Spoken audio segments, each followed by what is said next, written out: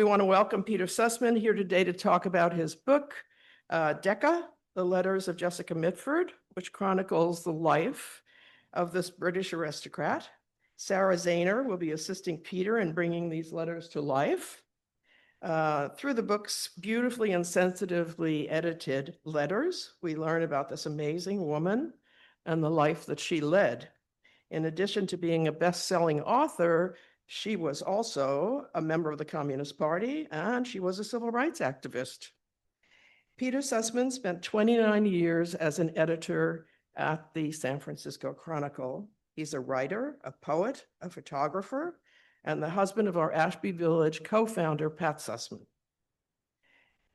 If you have any questions for Peter, I assume you've been handed a white card to write your questions on, or question on, and we will pick up those questions toward the end of the presentation and provide Peter with the cards with your questions. I want to take this opportunity before we start to thank the many volunteers and staff who've worked hard to bring this presentation to life. And at the end of the presentation, Bab Freeberg, our executive director, will share some thoughts with us. Peter will end the day signing purchase copies of the book, and that'll be done in the vestibule there. We need to give him time to get down there, so if you would make room for Peter to get down there. Thank you again for joining us today, and either in person or on Zoom. And let's begin. Thank you, Irene. Thank you all for being here. I recognize we have a lot of competition from the weather and the 49ers, so I appreciate your presence. This day has been a long time coming. The new version of Decca is the first paperback edition in this country. It was released 3 months ago, 19 years after publication of the hardback. There were 2 paperback releases during that period in the UK. On its initial publication in 2006, the Decca hardback received glowing and deeply gratifying reviews in publications around the world, with a number of them, like the Washington Post, personally thanking me for editing the book. That made all the more baffling the nearly 2-decade paperback delay in this country. The reasons for the delay are known only to the publisher's marketing department, but I'm delighted to be sharing the book finally with a larger audience than typically purchases hardbacks. By way of background, the book's title, Decca, was Jessica Mitford's lifelong nickname, and Renegade Aristo, the title of today's event, was a term that Decca applied to herself. I first met Decca in my mid-20s when she took an interest in an investigative project that I was working on. I remained friends with her and her husband, Bob Truhaft, and I helped her research one of her books. She was a generous friend who encouraged and supported many people who, like me, were her daughter's age. Here's what I mean by generous. Once in the 1960s, after mass arrests at anti-war demonstrations at the Oakland Draft headquarters, Decca commissioned me to write a pamphlet explaining what she felt was a poorly understood legal issue arising from the arrests. I believe she tapped me for the job in order to help support me financially during a strike at the San Francisco Chronicle where I worked. My wife, Pat, and I met through a mutual friend who was part of the Truhaft's inner circle, and we remained part of their large entourage of friends and acquaintances. I was at Decca's posh 50th birthday party on a ferry boat turned office docked on the San Francisco waterfront. I wore a red shirt as specified in the invitation, and friends of Howard Gossage, the other honoree, wore tuxedos. Decca and Bob subsequently attended our backyard wedding 54 years ago, In 1993, we were at their 50th wedding anniversary party. About 4 years after Decca's death in 1996, Bob asked me if I was interested in editing a book of her letters. I had not been aware of her voluminous correspondence with friends, family members, and prominent figures around the world. Bob invited me to their house to look at a box, sort of a grocery box full of Decca letters, random letters that had not yet been shipped to archives. A quick glance at the contents of that box, and I was hooked. I finally came up for air 6 years later. This is not the first Ashby Village program on Decca, but I may be the only one who remembers the first one. As Ashby Village celebrates its 15th anniversary, I am reminded of an event from its early years. The village was trying to flesh out its promised program component, and I was asked to read from the book for what was to be called the Village Author Series. The event was held in as large a venue as we needed in 2012, our living room. And as I recall, we had a good turnout from the membership, maybe 12 to 15 people. A number of people in this audience likely also knew Decca as a neighbor or friend. She lived on Regent Street near the Berkeley-Oakland border, a few blocks from our house, and a long, long way from the remote English estates on which she was raised. She was actively engaged in local politics and issues, and her witticisms were a staple of Herb Cain's Daily Chronicle column. Once a national magazine article highlighted the Truhaff's work, at that time mostly Bob Truhaff's work, exposing the greed of the funeral industry. The story characterized Decca as a crusading Oakland housewife. When more than 100 fan letters were sent to Jessica Truhaft, Oakland, without a street address, and the post office had no trouble locating the intended recipient. In truth, Decca was anything but a housewife.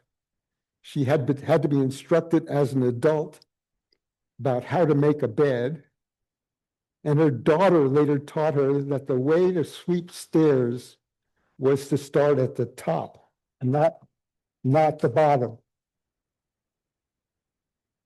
The Cliff's Notes version of Decca's life, for those who aren't aware of it, is that she was born into an aristocratic English family, one of the 6 famous and infamous daughters of the second Lord and Lady Redesdale. In Decca's early letters, she called her father the old subhuman and the feudal remnant, among other nicknames. And both parents were the revereds, or the femme for female and male. To Decca and her sibs, they were most commonly and endearingly simply Mov and Farv. Her parents, Decca wrote, were Edwardian by chronology, but Victorian in ideology. Her father, she said, acquired an extra degree of British jingoism, remarkable even for his age and class and generation. And she noted that her 2 Nazi sisters used to refer to him approvingly and accurately as one of nature's fascists. He raged and grumbled a lot about various perceived indignities. In addition to the 6 sisters, there was also a son, Tom, who was killed fighting in the Second World War in Burma, where he had arranged to be stationed so that he wouldn't have to fight Germany. The children grew up in isolation in a London mansion, mostly during coming out season, and a succession of grand estates in the English countryside, keeping each other company with games, spats, personal alliances, secret languages, and preparations for their coming out ceremonies, when they would be presented to the Queen. They perfected a repertoire of sometimes cruel ridicule known as the Mitford tease, a tool Decca would later turned on funeral directors and other societal villains. Decca described her family's small, ingrown circle of neighbors as having no variety. In her words, they were all exactly the same. Like most aristocratic girls of the time, Decca was not allowed to go to school, a galling fact that haunted her throughout her life. She once wrote that the denial of schooling burned into my soul and reduced her to tears decades later. Her education, such as it was, came from her mother and a succession of governesses. It consisted mostly of reading books in the family's large inherited library. Her father, by contrast, read only one book in his life, White Fang by Jack London. He said it was such a damn good book, he didn't see any point in reading another.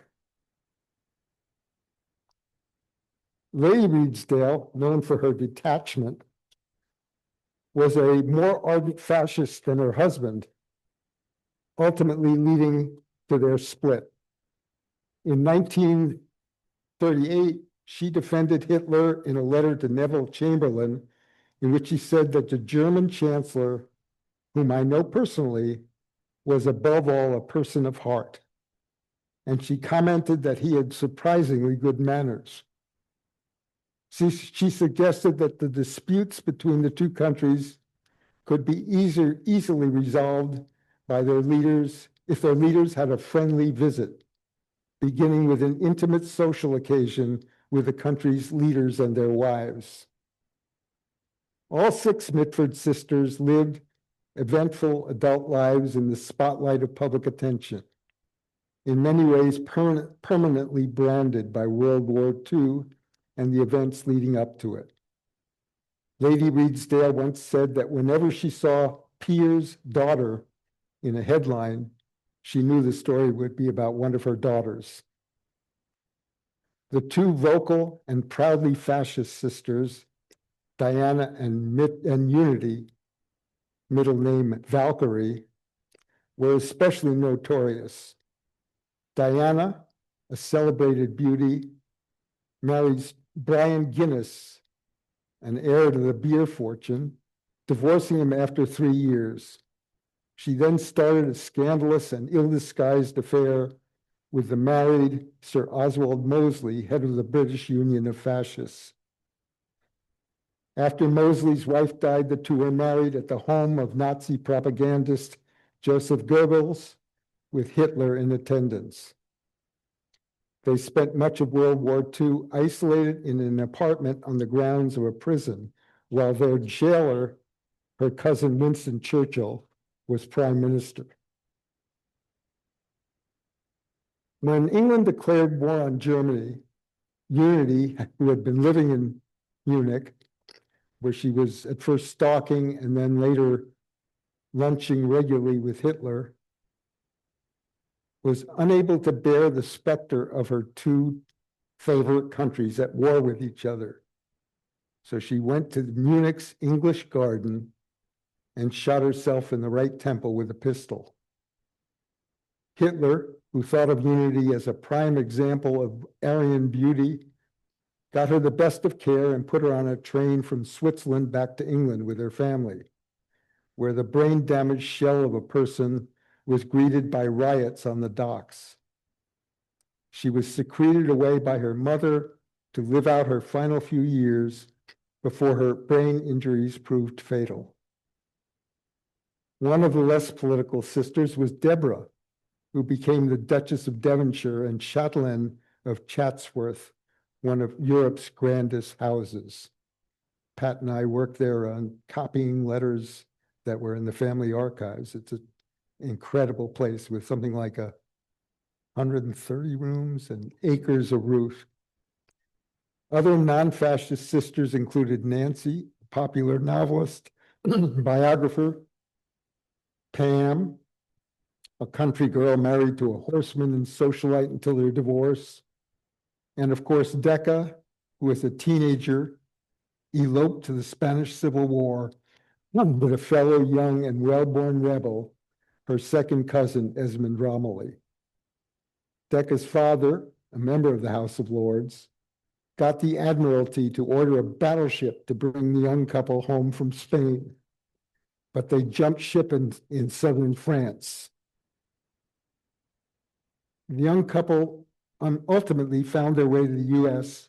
almost on a lark, with the proceeds of a £100 trust fund and 24 letters of introduction. Excuse me.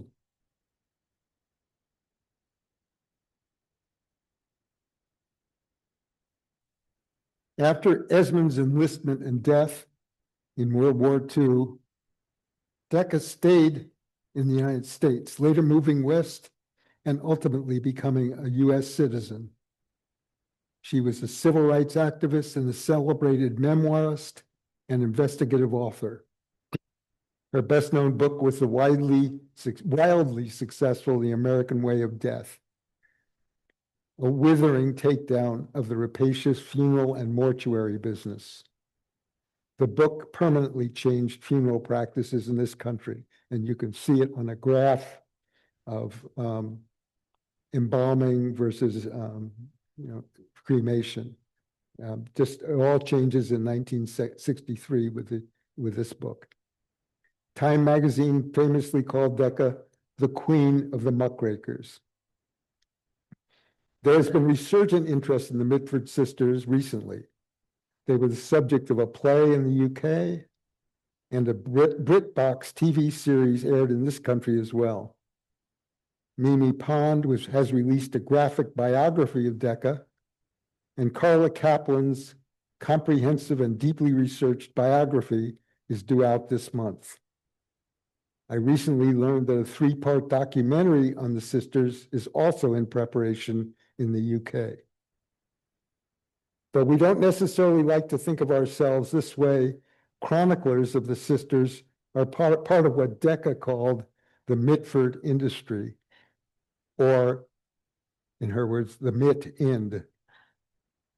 In some quarters, the sisters are lionized as if they were 20th century Kardashians. I believe the Mitford sisters, of all political stripes, had more individual character and accomplishments than the Kardashians, but the fawning public rarely makes such distinctions. And I don't know enough about the Kardashians to be an authority. I set out to edit a book about Decca, not about one of the Mitford sisters. But as I read more of her correspondence, I realized that her sisters and her upbringing helped define who she was and remained a larger part of her story than I could sense as a local friend.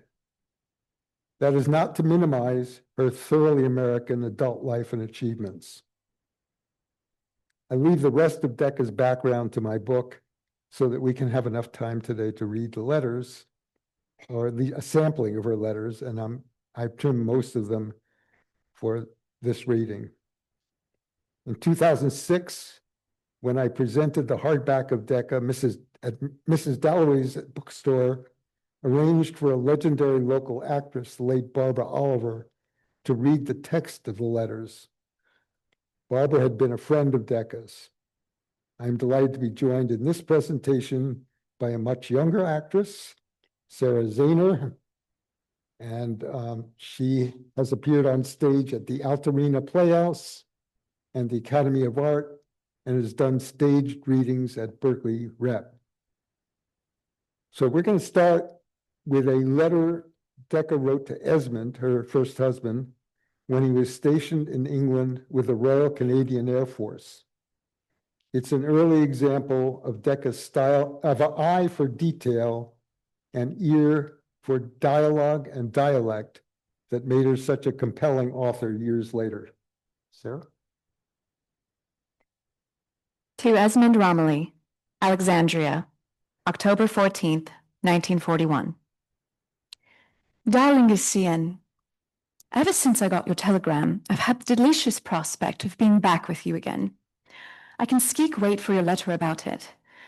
The other night, I went to a huge Fight for Freedom dinner in the Shoreham Hotel. It was really so extraordinary. This was their national convention, but of course there were crowds of Washingtonites too, mostly all evening dress and civic. The out-of-town delegates were just like the one imagines delegates to a shoe salesman's convention or something. Several bleary-eyed, oldish young men looking around restively for a good time, and all half saying, "Well, little lady, what state are you from?" etc., and hard-faced woman secretary types fraternizing with everyone.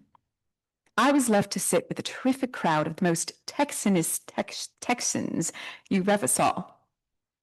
As I arrived, they were all jumping up and yelling, "Let's drink to Texas, the finest state, etc., etc. We could lick the goddamn bastard, excuse me, please, ladies, but I mean that filler Hitler." There were about 5 half-empty bottles of scotch on the table, and everyone was pinning Fight for Freedom emblems and Bundles for Britain posies on each other. A pamphlet on the table had "Calling All Americans" written on it, and one Texan picked it up and said, dead seriously to another, "Here's a snappy publicity line, eh, Joe?" Senator Lister Hill made a speech after dinner, in which he pointed out that we were all breathing the pure American air of freedom, where the heathen Hun could not take our women into captivity and there subject them to base defilements. The real awful thing was that this Fight for Freedom Committee is supposed to be about the only dynamic and large pro-war movement here. There were certainly no signs of any kind of popular front being reinstated, outside of big business and these ghastly Southerners who never stop saying proudly how down home any scrap is good enough for a Southerner, and they certainly want to get in on this one. There seems to be less and less interventionist feeling. Yet all the time, the press is dimming into people about how united, militant, and democratic they are. Well, Bird, do keep writing, darling. Your slip so adores getting your letters. I keep thinking of you terrifically and much, and longing to be with you again. Your affectionate Slipper. I explained in the paperback introduction the probable meaning of calling herself Slipper and her husband as Boot. But there are many nicknames they had for each other, and they were unclear when I first wrote the book, published the book in hardback, but in the paperback, I've explained what possibly some of those nicknames were, how they were derived. A month and a half after that letter, Decca was preparing to travel back to England to join her husband. She sent the following telegram. To Esmond Romilly, Alexandria, December 1st, 1941. Leaving Friday, so terrifically excited, darling, stop. Decided bring donk, do wire that you agree. How shall I contact you? Journey will be very comfortable. Greatest love, Romilly. Donk was their daughter, known as Dinky Donk for reasons also explained in the book. And my light is going away.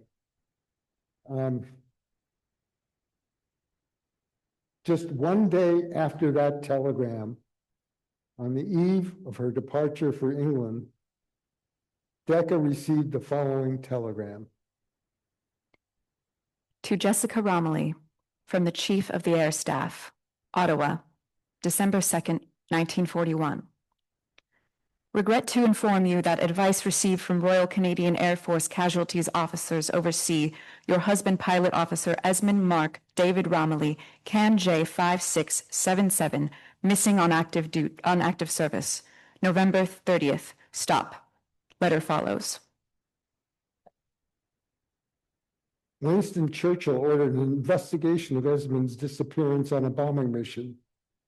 And when he arrived in Washington weeks later to plot war strategy with FDR, Churchill scheduled a private conversation with Decca, in which he tried unsuccessfully to disabuse her of the hope she long harbored that Esmond was still living. Before the war's end, after Churchill finally released Decca's sister Diana and her husband Oswald Mosley from their prison apartment, Decca wrote to the Prime Minister, pointedly reminding him in the process that she considers herself a permanent resident of the United States. Sarah?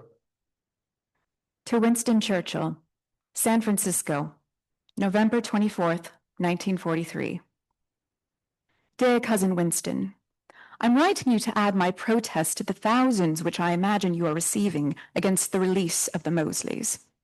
The release is being interpreted in this country, even by the reactionary press, as an indication that there is a real cleavage between the will of the people and the actions of the ruling class in England, and that the government is not truly dedicated to the cause of exterminating fascism in whatever place and whatever form it rears its head. Unless the Mosleys are immediately put back in jail where they belong, great harm will be done to the cause of friendship between Britain and America. My personal feeling is that the release of the Mosleys is a slap in the face to the anti-fascists in every country, and that it is a direct betrayal of those who have died for the cause of anti-fascism. The fact that Diana is my sister doesn't alter my opinion on this subject. Yours sincerely. P.S. If you wish to answer this letter, the above is my permanent address in this country. In our next reading, Decca reports on a trip to New York with her husband. In this letter, Peely DeLapp, her good friend from 15 years in the Communist Party, reads his recipient letter. She said she again displayed the talent for observation and the ear for dialect that made her such a fine writer. To Peely DeLapp, New York City, June 27th, 1957. Dear neighbor, life here has been being heavenly. I just wolfed down a roll, sweet butter and coffee. The air conditioning is humming away unobtrusively in one corner. The New Yorkers are performing as usual. Scene 1. Bob goes to a nearby grocery store for orange juice. Asks for frozen juice. Grocery man says it hasn't come in yet. Why not take a can of juice? Bob says no thanks. Man says, what's the matter? It's the same thing. Look here, it's hot outside. Why not take canned juice? You don't want to go on and look on a hot day like this. Bob escapes. Scene 2. Next morning he goes to the same store, this time for rolls. Man sees him coming. Juice? We got plenty juice today. Bob. No thanks, I want some rolls. Man. That's life for you. Today I got plenty juice, he wants rolls. Act 2, Scene 1. I see an underclothes sale at Bloomingdale's. Vanity Fair lingerie reduced to half price. Decide to look for a nightgown to send to my mother. I ask the clerk, have you got a size 40 long? Clerk, no long ones. Why don't you take a shorty? Me, well, it's for my mother. I don't think she'd like a shorty. Clerk, you get her a long one. She's likely to trip on it and break her neck. Shorties are much cooler. They're the thing of the future. Me, yes, but don't you see, she's a thing of the past. The argument rages on in a desultory way. Finally, I make my escape. See you soon, your loving neighbor. Decca's aristocratic background and her American life were always in some tension. As revealed in a letter she wrote to her mother-in-law, describing a college application of her daughter Constantia, who, as I said, was also known as Dinky or the Donk. To Aranka Truehaft, Oakland, March 16th, 1958. Dear Aranka, we're having such a time with Dinky's college applications. The latest, Sarah Lawrence, requires a parent's statement and a great deal about her forebears, their education, employment, etc. Since both Esmond's parents and mine were quite uneducated and unemployed, that part of the form is full of dreary blanks. I thought it necessary to add a note of explanation as follows. The education and occupations of Constantia's forebears unfortunately do not make a very good showing. We were uncertain as to what occupation to list for her maternal grandfather, as he never worked. However, from time to time, he was fairly active in the House of Lords, and once he invented and patented a special kind of garage door. The female forebears did not attend school, as education was considered unnecessary for girls in those days. Do you think that will help? I could have put down my father's gold mine, where he went to mine occasionally, but as there was never any gold in it, I thought it best not to mention. Love from Decca. Simon & Schuster, the publisher of The American Way of Death, couldn't buy paper fast enough to keep up with the demand for copies of the long-term bestseller. It was wildly successful in both this country and the UK. Evelyn Law, however, wrote in a review that although funny, the book lacked a plainly stated attitude to death, to which Decca replied that she did indeed have a clearly stated attitude to death. She was against it. With that kind of rapier wit, Decca parried every criticism as she toured the country, reducing to empty suits the funeral directors who dared to take her on in joint public appearances. In attempts to discredit her, some morticians brought up the fact that she had been a Communist Party member. Her response was to remind the morticians that communists excelled at their own trade, embalming. She cited the carefully preserved remains of Lenin in his Red Square tomb. When The American Way of Death was still in the research phase, Decca tried to cheer up her goddaughter, Kathy Kahn, then a morose college student. In several letters, she shared with Kathy some of her book research. Here are excerpts from those letters. To Kathleen Kahn, Oakland, November 24th, 1961. How are you? We're fine. Or, as me dear old Nanny would have said, we can't complain. Unlike you, judging by aforementioned letters. What can I think of to cheer you up? Last week I was in LA for a week, most of the time digging forest lawn, as you teenagers say, making pre-need arrangements, etc. The pre-needery was rather bliss. I was accompanied by a forest lawn aficionado, head of the English department at the Immaculate Heart Catholic Girls' College. Our story. His mother, my sister, for I was his aunt for the nonce, was dying of the usual cancer. We had to go through all of this because I was dying to see the slumber rooms, casket displays and all. So through them we went. After much consideration, we returned from the $145 casket. Honestly, it was a bit frightful looking. And our choice was between one at $675 and another at $995. We decided on the $675 one. I suggesting that it would suit Mother's complexion better. It was a dull beige. You'd have loved the slumber rooms, especially, I almost took a nap there myself. Oh, yes, another nice thing about F-Lawn.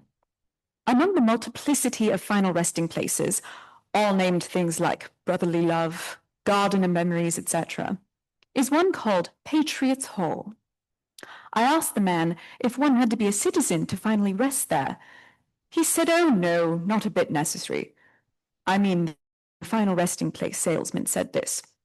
So I said, well, I should think you should at least ask for some sort of loyalty oath.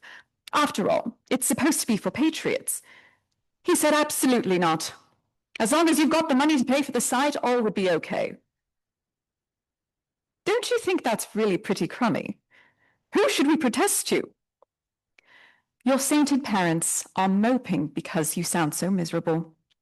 I, being reader between the lines, have suggested to them that A, you are rather loving being miserable, and that it certainly suits your literary style. Although I do not approve of letters without a salutation at the beginning, because it makes one feel that you have carelessly flushed the first page down the John. Or that B, you really are miserable. But then who isn't at your age? Or even that C, why shouldn't anyone be miserable with the very drear prospect of the non-future in case of war, which has rather understandably been bugging everyone lately, even the sainteds and us. Especially us, because it is so very tiresome to be spending hours writing a book, advocating speedy cremation and simple disposal of the remains, only to find one's complete idea being cribbed by the Kennedy administration. I mean, think what it would do to sales. Lots of love, your fond godmother. To Kathleen Kahn, Oakland, February 2nd, 1962. Dearest Goddity, did you know one can get a thing called the new bra form post-mortem form restoration accomplishes so much for so little? They only cost $11 for a package of 50. Shall I send some? Bob is longing to try them. 1 foot in the grave hereabouts, as you can see. We're working like mad, and I think we're almost at the halfway mark. We finished our embalming chapter. It's rather blissful in spots. For instance, I ran across an ad for Trulinol arterial fluid in the form of a testimonial letter from a satisfied customer. He describes a very difficult case. 69-year-old woman was 40 hours in a heated apartment before being discovered, and how after 4 days of Trulinol treatment, all was okay. He adds wistfully, I wish I could have kept her for 4 more days. Don't you think that's a rather poignant thought? They do so love their work, and so understandably hate to part with it. Lots of love, Decca. Decca often used her correspondence to preserve on paper some of her first impressions that were later refined and included in her articles and books. She found it a helpful way to organize her thoughts. That was especially true when she was commissioned to write an article for McCall's magazine on Elizabeth Arden's Main Chance Beauty Spa, or Fat Farm, in Phoenix. She was worried about leaving her notes in her room where they might be found by the spa's staff, so she sent them out instead in the form of letters to her friends. To Robert Truhaft, November 15th, 1965.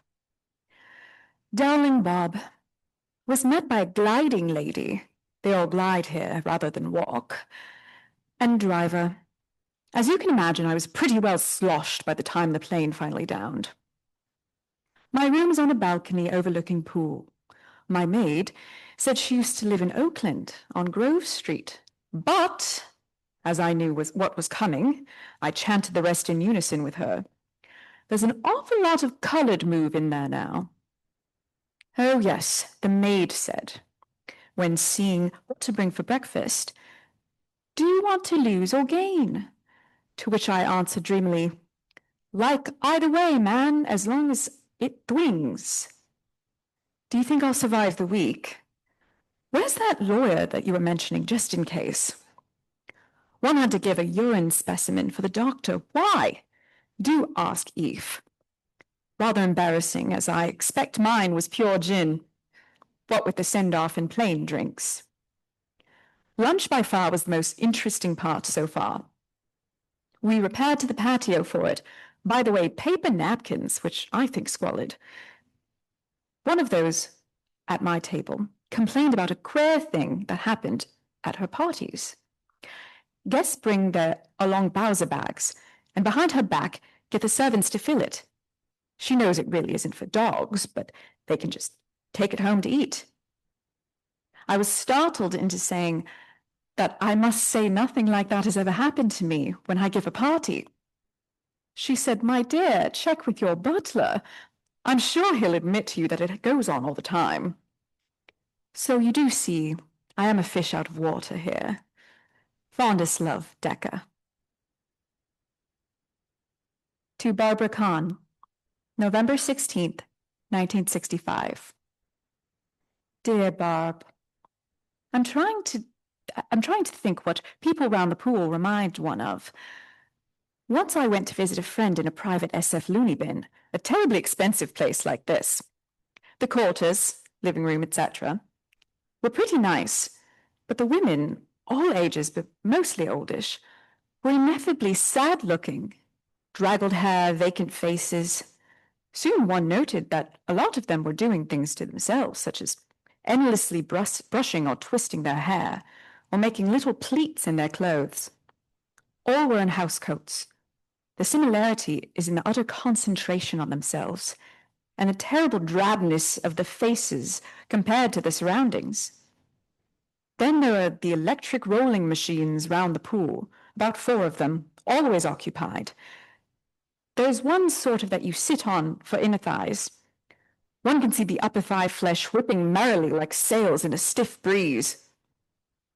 Had lunch today with the cultured symphony supporting set. They were exchanging notes about committee work, activities of Junior League, etc., in their various hometowns. They all agreed about the ridiculous, absurd amount of money spent on hospitals, mental care and the like, when it could go for subsidizing opera.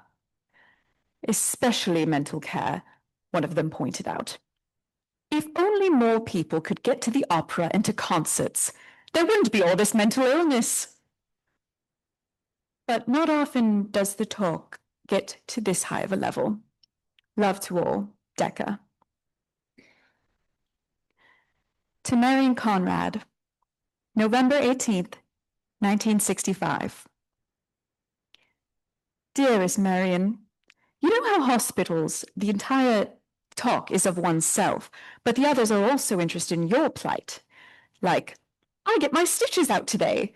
Oh, wonderful. A nurse told me I could start on solids tomorrow, that sort of thing. It's like that here, too. I lost another 3/4 pound today. Miss Pierce told me I'm ready for 4 sessions of exercise. We get the newspaper with breakfast. The headlines are full of bitter battles in Vietnam. The governor of Rhodesia deposed. Supreme Court reverses CP case. Not once in 4 very concentrated days here have I heard the word Vietnam, Rhodesia, or Supreme Court. I asked my nice Swedish masseuse if any Democrats ever come. "Ach, yes," she said in her guttural accent. "We have Mrs. Dwight Eisenhower, Mrs. Dulles, and all of them come." Any Kennedys or Stevensons? No, I don't remember any of them. I've got Dash to face. Much love and longing to see you, Decca. To Aranka Truhaft, November 20th, 1965. Dearest Aranka and Dinky, guess who I kicked in exercise class today? Mrs. Barry Goldwater. The way you do it is not changing legs when the exercise teacher says, "And now the left leg." Oh dear, this has been a weird experience. Thank God today is the last day. On vital statistics, I've lost 4¾ pounds, 2 inches in waist, 1/2 inch in upper arm, and 1 inch in each thigh. Also, hair off legs with wax, hair on head tinted, eyelashes and eyebrows dyed, nails varnished pink. But, and this is the most disappointing part, I actually look exactly the same. As I knew I would all along. Everybody says, "But you feel so well after a week here." As I always feel perfectly okay anyhow, I haven't noticed a difference. Much love, Decca. In 1973, Decca was chosen as a distinguished guest lecturer at San Jose State University. With her lifelong resentment about being denied formal schooling as a child, she was thrilled to be recognized by an academic institution. But the proud, distinguished professor encountered an unanticipated glitch at San Jose State. The university required that their professors be fingerprinted and sign a loyalty oath. Decca complied under protest, and she wrote the following open letter on the school's demands. To unknown recipients, San Jose, October 3rd, 1973. I'm informed by university officials that I must sign an oath of allegiance as a condition of my employment at San Jose State University. I've done so under protest, for although I think the requirement of any test oath is a breach of academic freedom, the language of this one is so contradictory that it seems to me to be meaningless. Faculty members with whom I've discussed it agree the oath is obnoxious, silly, and demeaning. I'm asked to swear that I will support and defend the constitutions of the United States of America against all enemies, foreign and domestic. I have defended, to the best of my ability, several provisions of these constitutions, such as those guaranteeing racial equality, freedom of religion, speech, and press, against enemies, especially domestic, and intend to do so in the future. But the annotated Constitution of the State of California runs 3 hefty volumes and covers all manner of subjects. Do I support and defend, for example, Article 4, Section 25, 3/4, limiting boxing and wrestling matches to 15 rounds? I don't know. Perhaps it should be 14 or 16 rounds. I do know that I cannot support and defend the amendment reinstating the death penalty, which I believe conflicts with the 8th Amendment of the United States Constitution, prohibiting cruel and unusual punishment. The oath contains this language, added in 1952 at the height of the McCarthy era. I take this obligation freely without any mental reservation. Since this is hardly accurate in my case, I offered to strike these words and substitute under duress, but was told this wouldn't be acceptable. So where does this leave us? There is a section of the Penal Code attached to the oath which warns that every person who, while taking the oath, states as true any material matter which he knows to be false, is guilty of perjury and is punishable by imprisonment in the state prison for not less than 1 nor more than 14 years. Presumably, this would apply to anybody who swears he/she has taken the oath freely without mental reservation, when in fact he/she has taken it under duress and threat of loss of employment. However, the same penal code would seem to contain an equally stiff caveat for university officials who require employees to swear that they have signed the oath freely, etc., when in fact it is a condition of employment. Subordination of perjury. Every person who willfully procures another person to commit perjury is punishable in the same manner as he would be if he was personally guilty of the perjury so procured. It's all highly confusing. Jessica Mitford. Decca, like most grandparents, Decca was very fond of her daughter's 2 sons. Here's a letter she wrote to Shaka, the younger of those boys, about their relationship. To Shaka Foreman, Oakland, June 17th, 1977. Darling Shaka, Dink told me about your discussion of grandsonly relationships, and how you said that if you live to be 96, James will be 98, 2 years older. Hence, I shall always like James best. But this melted my cruel old heart, because I do see there's a bit of truth to it, and it's very unfair. So here goes with an effort to sort things out between us. Thinking over your general nature and disposition, I suppose you and I are a lot alike in some ways. You're a terrible tease. I've been accused of the same. You have an odd and peculiar outlook on life. So do I, in some ways. In other words, we both have screw loose in our makeup, which isn't too bad, as long as we don't get it too loose. Being older than you, I've learned to control mine to some extent. I expect you will too, as you approach age 96. To get on with this, I adore the comic side of you. Shall never forget how great you were in the Passover plays as slave owner, whipping James all round the room. Also, the brilliant side of you, the way you can read so well, understand things. You always have some amusing comment about whatever's going on. The negative bit, I mean the things I don't like, probably arise as much out of my own feelings as any of your faults. There are some things that absolutely drive me up the wall, but might be completely overlooked by other grown-ups, depending on the person. You'll find out, perhaps you already have, that people have various levels of tolerance of various things. For example, one person might really loathe untidiness, get terribly upset with it. Another is quite oblivious to his or her surroundings. I mean, doesn't notice clutter and messes. I gave this example because I'm more or less in the latter lot. And it's an example not to do with us. An example to do with us is that I can't stand A, whining, B, random fighting, such as you and James used to do in London. Luckily, I think you've outgrown most of that. But that time in Macy's, when I left you and Jay to choose shoes, you were being a touch provoking, do you admit?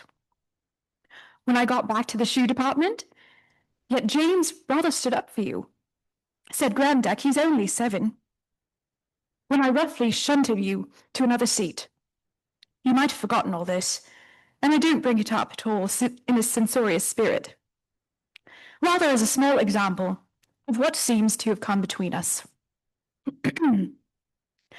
Shall we be the firmest of friends from now on? I'd love to, if you would. And I promise to support you in your older age, after age 96, if you'll do the same for me. Your rotten old but loving Granddad.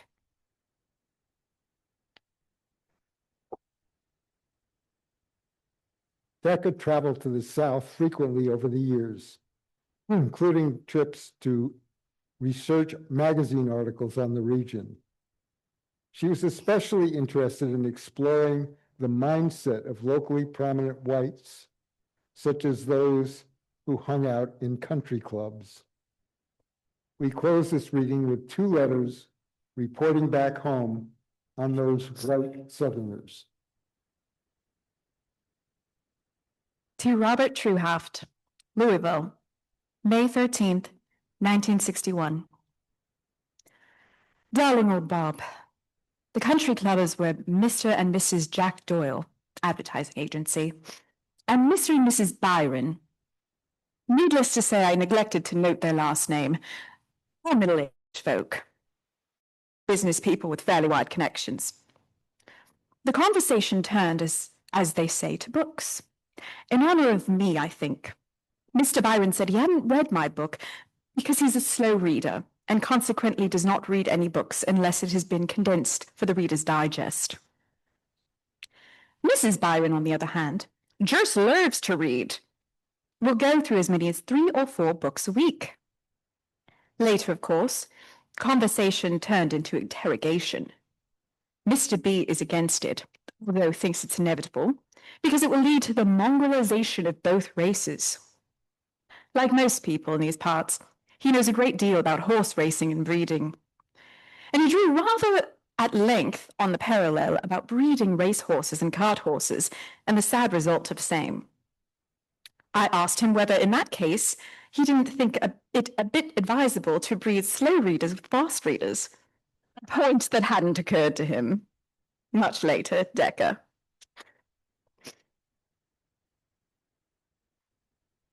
To Robert Truhaft, Montgomery, May 17th, 1961.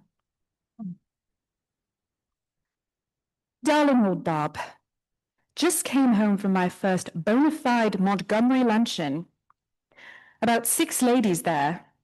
Milder Montgomery liberals than last night's crowd, but good, kind people. The blessing was said before eating. The talk went much thus.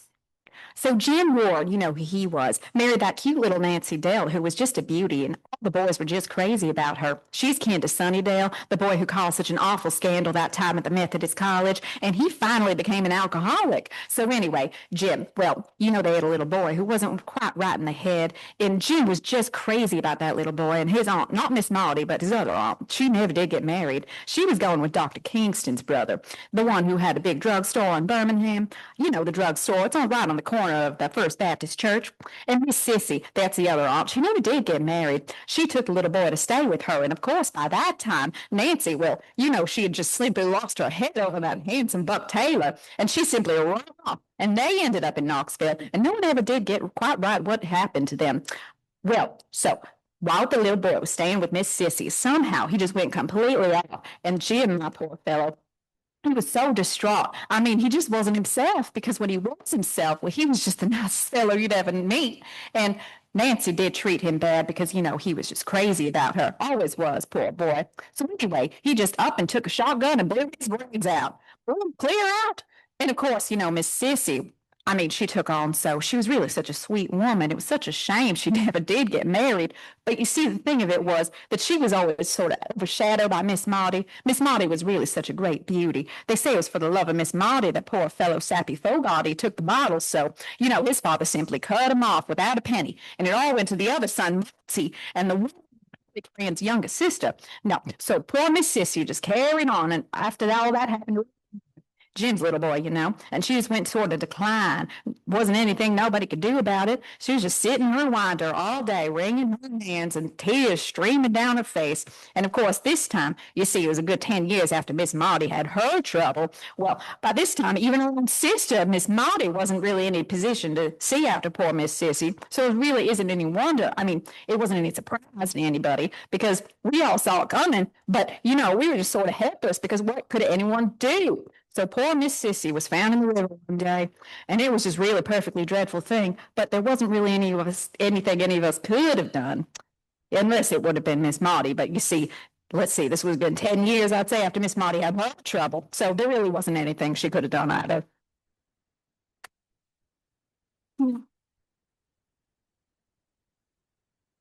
Well, maybe all the conversation didn't go quite like that. But that's my best recollection of the general drift of a good bit of it. And the part that did go like that was a good deal more long drawn out. I'm just giving a condensed, brief version. Love, Deck. Thank you, Sarah. And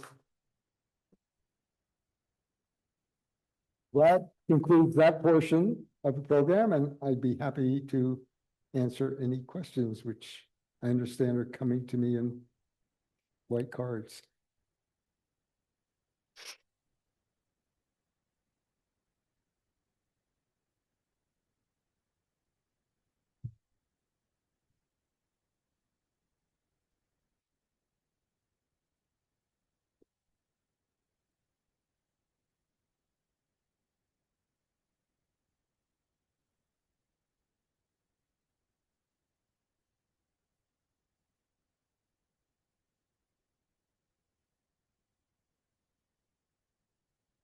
Okay, thank you.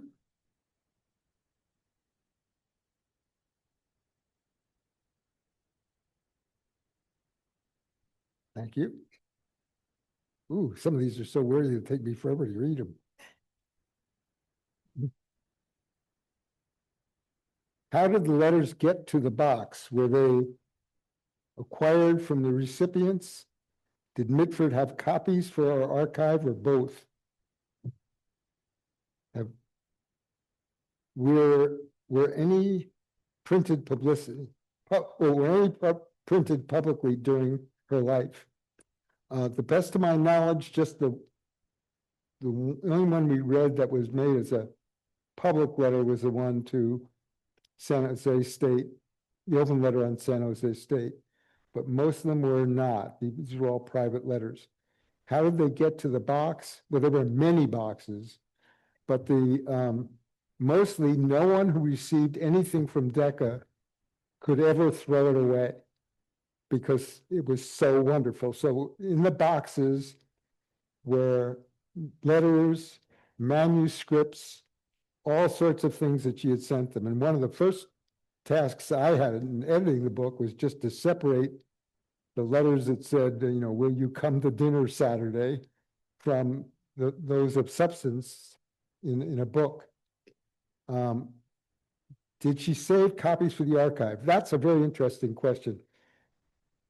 Decca always treasured the letters she got from her first husband, Esmond, and when he was in the Royal Canadian Air Force, and earlier as well. And she kept those letters.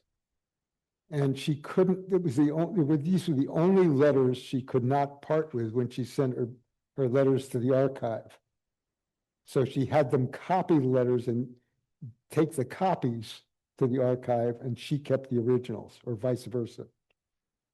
So at one point she was planning on doing a book of Esmond's letters. And it evolved into her first memoir. And it wasn't actually a book of letters, but it quoted liberally from the letters. So she became aware of the great importance of those letters to her, and therefore felt that she should make a record of the letters, or keep copies of the letters she sent others. So after that, I think it was 1959, she carbon copied most of her letters, not the ones that there were some that were on these blue aerograms to friends when she was traveling. Those were separately kept, but the bulk of her letters were carbon copied, and she traveled with a typewriter and carbon paper, because letters were so important to her. Next question. Well, looking back, how did Decca feel about her sister Unity? Died in 1948. It's complicated. She adored her. She adored her quirkiness as a child. This is a woman who took her pet rat or snake or something to her coming out ball. She was, she was quirky, and Decca loved that part of her. After she became, and she never really saw her again after Unity became so infatuated with Hitler and so forth. So I don't think she ever had to fully come to terms with it. She knew that Unity was deeply injured, and her letters were sweet and kind and caring, but not with any content really. They were just to make her feel better. Unity went to school, was asked to leave, according to Lady Reedsdale.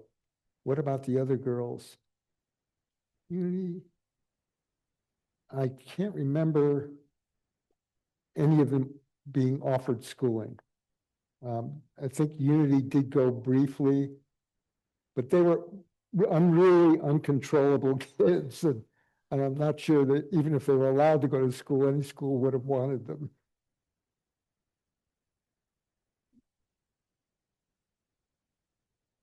What did you think of Outrageous, the recent program on the Mitford sisters? That was not documentary, that was a BritBox series. I thought it was accurate, largely, but without feeling and without any real understanding of the sisters. I mean, it was literal. Yes, they did say that, but it was not, there was no narrative integrity. It didn't feel like a story that one cared about. And so I was not impressed with it.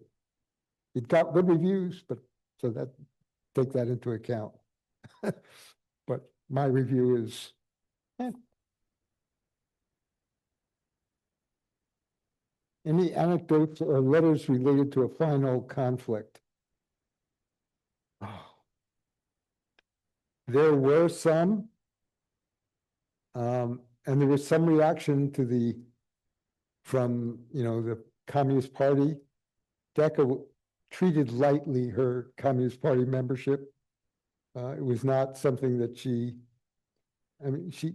her Communist Party membership mostly included work in the party's office, but largely not even that. It was her civil rights work in Oakland. And it was part of the Civil Rights Congress, which was not a communist front organization, but it was affiliated loosely with the Communist Party. So she was working on civil rights. She wasn't working on, invasion of Hungary or anything. And so it was mostly local to her. And after a certain point, the party just seemed irrelevant, and she left. So she was in it for 15 years, although there are those who would like to tar her whole life with their view of how awful it was to be a communist. But to her, it was really about initially fighting fascism, as she had done it, as Esmond, her first husband, had done in Spain, and later civil rights work, and in conjunction with the largely Black Civil Rights Congress in Oakland. I think the important story there is the work that the Civil Rights Congress did in Oakland as a precursor of the whole progressive movement in the East Bay. And I think that's, there's another book that's in preparation on, I think that will hit on that aspect of it a little bit. But they were, significant in Oakland's history, and did a lot of pioneering work when the shipyards were in San Francisco and Black workers were imported wholesale on buses from the South, and the police were imported also from the South, and white police, and it was a very tense kind of relationship, and it involved a lot of arrests for just when you need, round up the usual suspects, meaning Blacks. And so Oakland came a long way in that period in development of the progressive movement. And I think Decca and Bob were a big part of it. If Esmond hadn't been killed, do you think they would have stayed in England or moved to the US, and why? It's really difficult to answer that question. They were pretty much impromptu in where they went and what they wanted to see. And here at one point they landed in Miami largely because they couldn't read a map on their way to New Orleans. And while they were there, they got work in a bar, and ultimately they decided to buy the bar. And, it was just an impromptu and spur of the moment kind of life they had together, as really dilettante, but just traveling through the country. They developed friends in time, and yeah, they could well have stayed here because there was nothing for them in England anymore. The only reason that Esmond enlisted when he did is that when it was unclear to them in the beginning whether which side England was going to be on in World War II, because the aristocracy was very right-wing. And it was when his uncle, Winston Churchill, became prime minister that Esmond realized that, yes, we would be fighting against Germany, not with them. And that was when he enlisted in the Royal Canadian Air Force. And even then, the Royal Canadian Air Force, he was trained in Canada, not in the UK, and was only sent there when he was combat ready.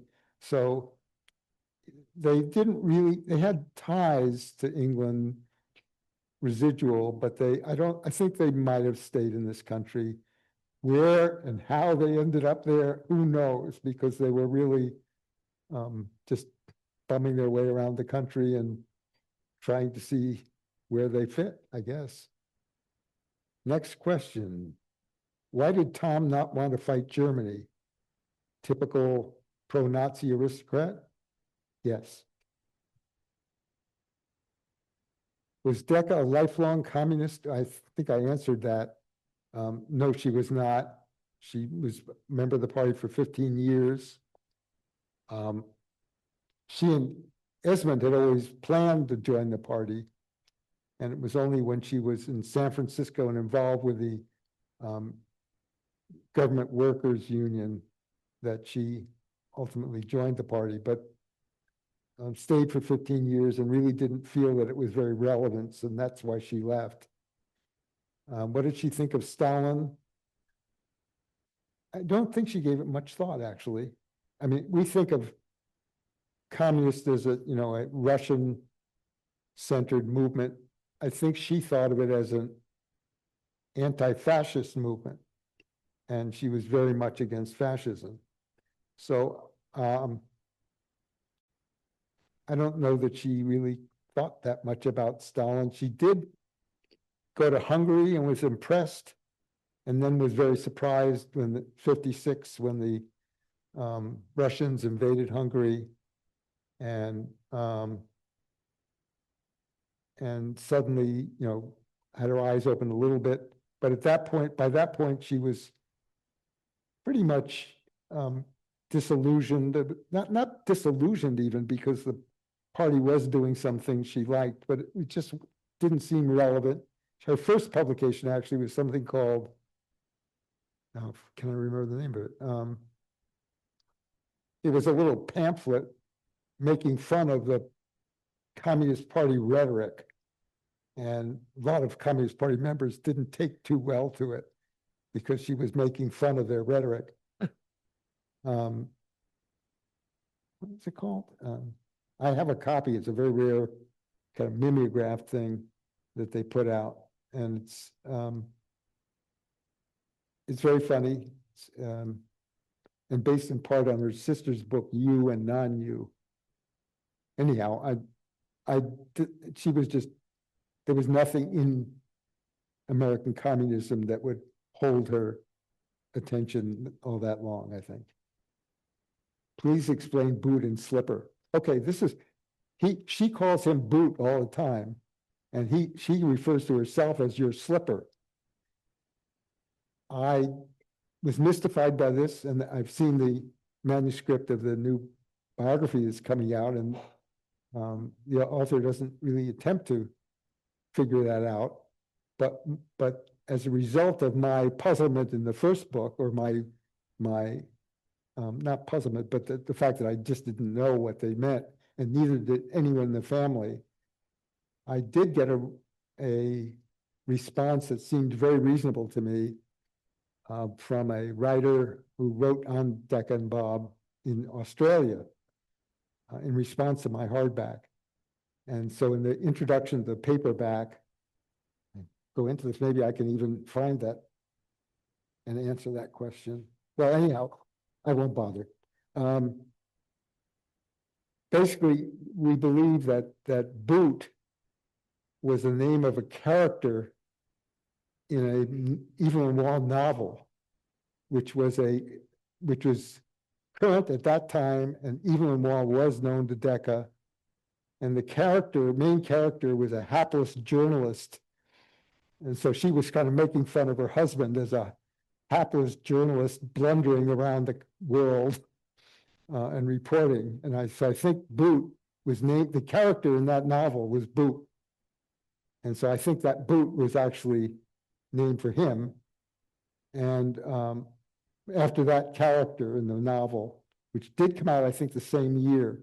And Slipper, therefore, would be the feminine version of boot. And she also called herself man, the man.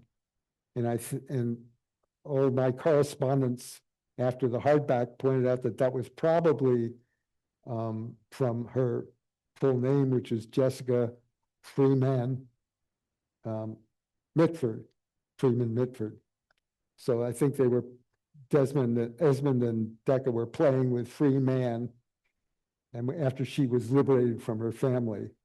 And that's why she refers to herself as man, I think. Some of the letters are also Dear CN, capital C, lower N. Also, I didn't know what that meant, and no one else did for sure, certainly in the family. But I now believe that probably, and as a result of the reaction to the hardback, I now believe it's probably Dear Cousin, because Esmond was her cousin. So that answered that one. Have I got it all here? Did Decca publicly oppose the death penalty in California? Well, she certainly opposed it, and she said so in that letter on the San Jose State. Did she believe in the Constitution? Well, she said, I don't believe in the part on the death penalty. But so she was against it, publicly opposed it. Probably, I don't know how, but she was certainly in that camp. And I've run out of cards. Did anyone else have any questions?